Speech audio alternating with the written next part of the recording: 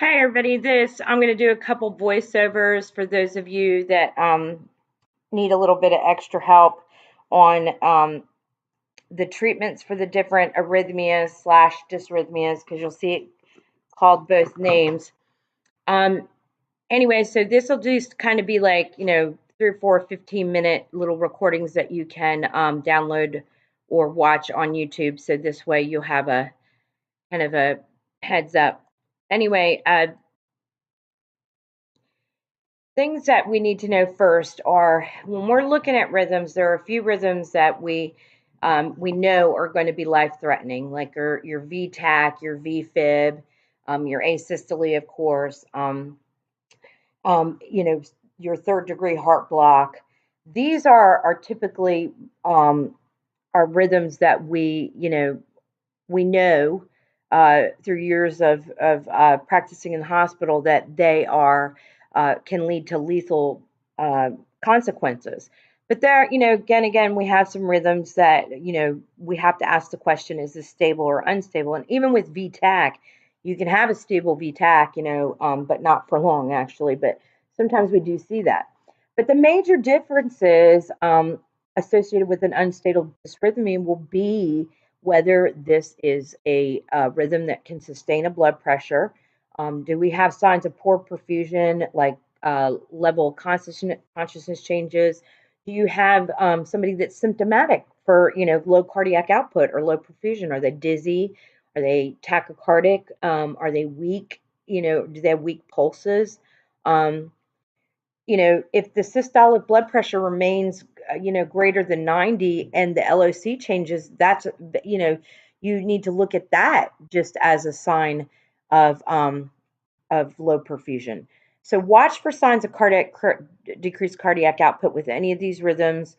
You may have abnormal heart sounds like S3 and S4, especially if you have congestive heart failure as a result of this rhythm. If things are, kind of the forward flow in the heart is definitely going to be affected by something that is not, perfusing. And then, cause things get complicated because, if you have a perfusible rhythm, but your volume or your is down from hemorrhage or dehydration, even if you have this heart rate, you may not be able to maintain this blood pressure. So any kind of, angina, like chest pain, which is angina, as a result of the coronary arteries either spasming or being partially blocked, anxiety, restlessness, change in LOC, decreased peripheral pulses, all these things that you're reading on the screen, um, you know, especially if somebody's ejection fraction is less than 40%, they can't tolerate, some of these rhythms as well as you and I might be. Elevated central venous pressure would mean that, you're getting overloaded in fluid, increased pulmonary artery pressure, tachycardia, weight gain, any of these, decreased urine output, all these things that show decreased perfusion. And remember that most dysrhythmias that are persistent, even though they aren't considered harmful, how long can you maintain a heart rate of 120 if you've got a cardiac output? If your ejection fraction is 30, that kind of thing. It's all relative. And the degree of hyperperfusion in the tissue is dependent on the severity of the underlying etiology, of course. If things are, if it's a more, complex, or not complex, but more, um, rhythm with the ventricles, things could get very, very scary very fast.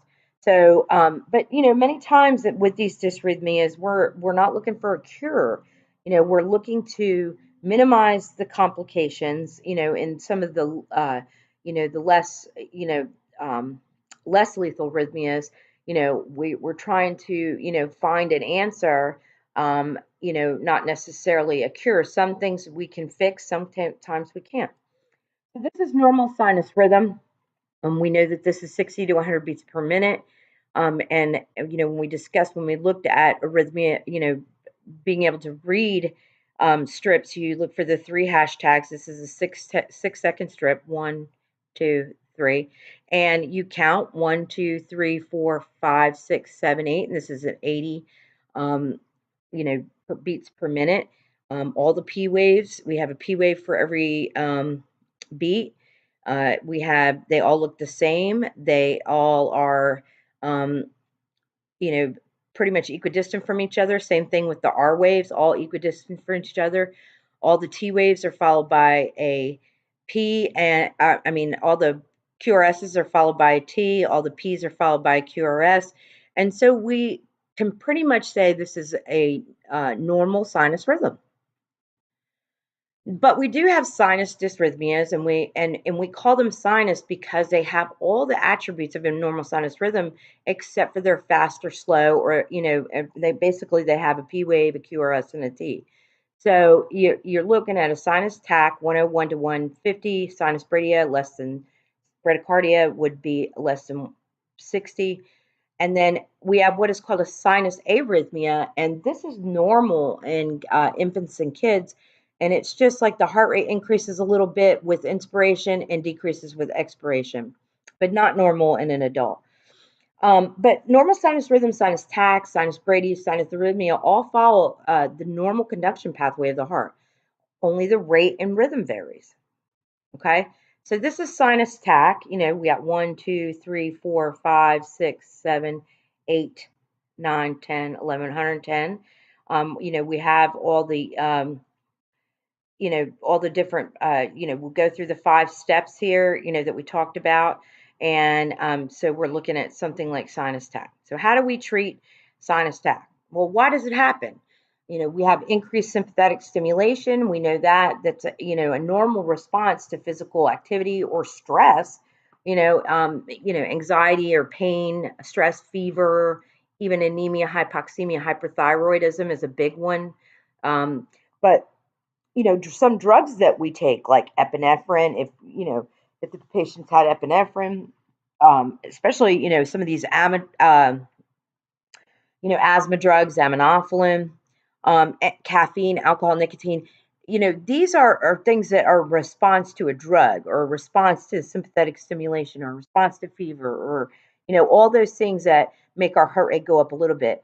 And so we have to look at that. Is it in some cases a compensatory thing where, it occurs in dehydration? Your heart rate's going to go up, sometimes in hypovolemic shock. Sometimes if someone's had a myocardial infarction, you'll see some sinus tach, infection, heart failure. But what this really comes down to is being able to assess the patient and being able to treat the underlying cause first. But if this patient at any point becomes unconscious or loses a pulse, then yeah, we go right to CPR. But most of the time we're looking at, with sinus tach, we're looking at some kind of underlying cause. So you have to, in the end, if you can't fix it, you may have to start the patient on a beta blocker if it's persistent, if there's no underlying cause found. So your reasons here are mostly things that you can treat for sinus tach, and your treatment's going to be find what the symptom is. So if I asked you, if I gave you a question and I said the patient had a temperature of 101, their blood pressure is good, their urine output's good, they're hemodynamically stable, what are you going to do? You're going to give them some Tylenol and see if you can, get the heart rate down that way. Okay. So here is sinus bradycardia. This is a sinus rhythm less than 60. We'll call it 1, 2, 3, 4. So that's a heart rate of 40. And all of our P's and our, P waves look normal. They're not too long. The QRSs are okay. You got a PQRST, PQRST, PQRST, PQRST. So we're looking good here. So my big question is, if I saw this on the monitor, I would want to know, A, is this normal for this patient? A lot of patients will have a normal, sinus brady is their baseline, especially athletes, because they don't have to, well-conditioned people do not have to have that type of heart rate to maintain oxygenation because they've adapted. So we wouldn't get excited if this was somebody who's an athlete. So, but if this patient, we look at why are they having excessive vagal? This is the opposite of stimulating the sympathetic nervous system. We're stimulating the parasympathetic nervous system. What if we had a lot of vomiting, or we had somebody who is doing a Valsalva maneuver, bearing down for a bowel movement or gagging? We see this often when we suction patients, Um, if somebody is if the doctor's doing a carotid sinus massage, which is not very common, we use it to treat. Only a healthcare or a doctor can do it, or a nurse practitioner. We don't use it that much often, but if you massage the carotid artery, you'll drop the heart rate.